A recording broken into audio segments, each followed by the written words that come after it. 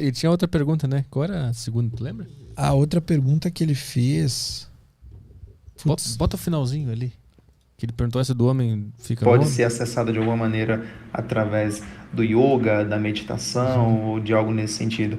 E eu tenho uma segunda pergunta a respeito sobre a raiva. Ah, tá. A raiva... Beleza. Boa. E sim, pode ser acessado através do yoga, da meditação e por aí vai, tá? Porque é um processo de sutilização da tua percepção. No começo da prática, nós percebemos apenas as coisas mais grosseiras, mais densas, né? E ao longo da prática, tu vai sutilizando a tua percepção para perceber coisas mais sutis. Tal como, por exemplo, a intenção que existe por trás dos olhos de uma pessoa. Isso é uma coisa real, factível. Tu percebe isso. Tu vai sutilizando a tua percepção e vai percebendo isso. Então é uma coisa que fica tão clara. Só que não existe. Tu não tá enxergando a intenção. Tu não tá ouvindo a intenção. Tu tá percebendo a intenção. De uma outra forma. Né? Tu tá sutilizando a tua percepção. Então o yoga, ele tem este caminho. Porque ele visa o repouso sobre aquilo mais sutil que existe. Né? Que é a presença do silêncio. E com relação à raiva, o ser humano, como espécie, ele vai ter raiva. Vai ter raiva. Eu vou ter raiva de uma coisa, tu vai ter raiva de outra. A raiva, ela é evocada dentro de diferentes indivíduos por diferentes motivos. Diferentes motivos. Tu pode sentir raiva por causa de uma coisa, eu posso cagar para aquilo, não sinto raiva daquilo, né? Mas a raiva, o ódio também é um sentimento que tem um fundamento animal.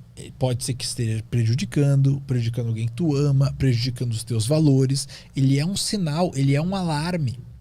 Só que o grande ponto disso é que, número 1, ele tem que estar em harmonia, ele tem que estar proporcional. É tipo o medo. O medo, ele tem que ser proporcional. Tem gente que tem medo de tudo. Não quer dizer que medo é ruim? Não, medo não é ruim. Medo fez com que a gente prosperasse como espécie até hoje, entendeu? Então o medo, na proporção certa, ele faz com que tu esteja disposto a lutar ou fugir numa situação onde tu precisa lutar ou fugir, tá? Mas agora, se isso é desproporcional, se tu tem medo por qualquer coisa, se tu tem raiva por qualquer coisa, aí fica algo totalmente infundado. Entendeu?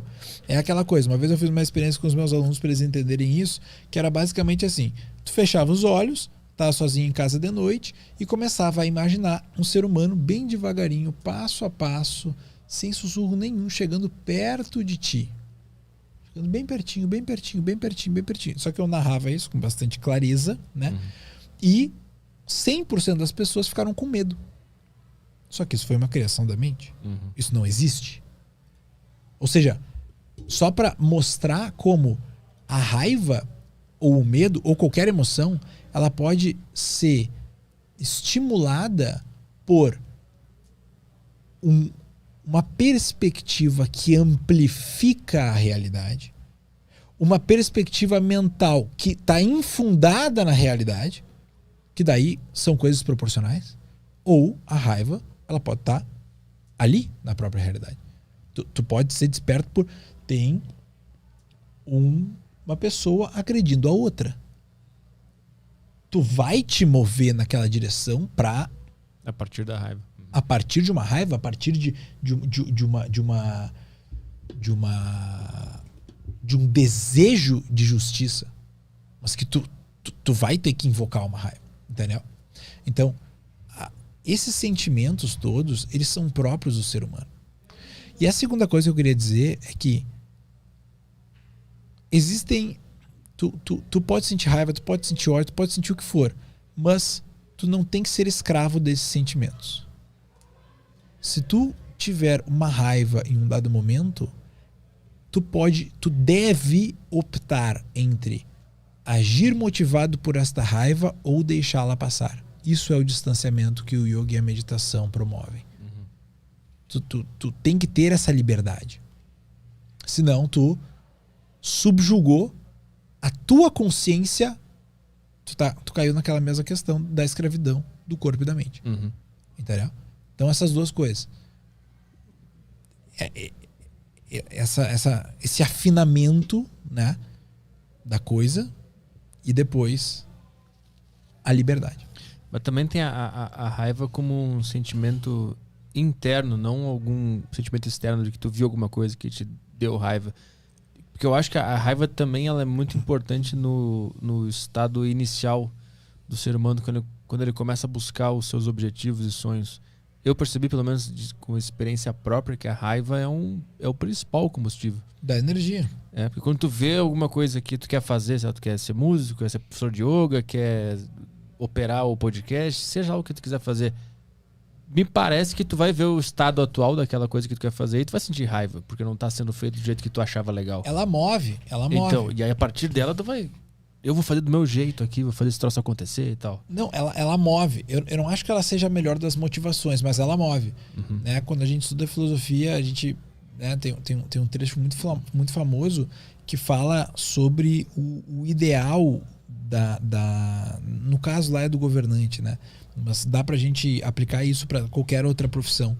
Que tu faz a coisa por saber que não tem, no momento, ninguém melhor do que tu para fazer aquilo. Uhum. Né? Então, isso seria o centro agente, o estímulo mais nobre. Mesmo que eu não queira fazer isso aqui, eu vou fazer porque realmente não tem ninguém melhor do que eu para fazer aqui nesse momento, entendeu? E por mais que esse pensamento também seja uma ilusão, né? Porque pode ter alguém melhor, mas tu acha que não. Pode ser que não seja de fato não tem alguém melhor, mas tu acha que não tem. É parte de um juízo então, pessoal, claro. Por isso que tem que ter muito cuidado com a raiva. Ela é um combustível foda, mas ela pode... É que sempre tem um juízo na jogada. Ela vai sempre te atrapalhar. Tu sempre pode errar. Né? Tu sempre pode errar. E se tu errar a partir da raiva vai ser muito perigoso. Não faça isso em casa. Esse é o problema. Sim.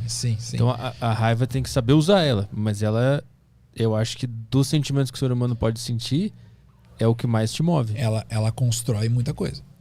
Ela constrói muita coisa. Com certeza, muitas coisas se construíram a partir da raiva daquilo que devia ser destruído a partir de uma outra construção, entendeu? Se tu for ver o mundo da arte, é assim, né? Música, principalmente, música pesada, rock, eu acho que isso aí... Eu acho que o rock vem a partir da raiva, de não aguento mais esse tipo de música, eu vou mostrar que eu sei fazer e tal. Lá o cara cria uma música pesada pra caralho, a partir da raiva. Isso. Só que a raiva se transformou em arte, não em destruição de fato.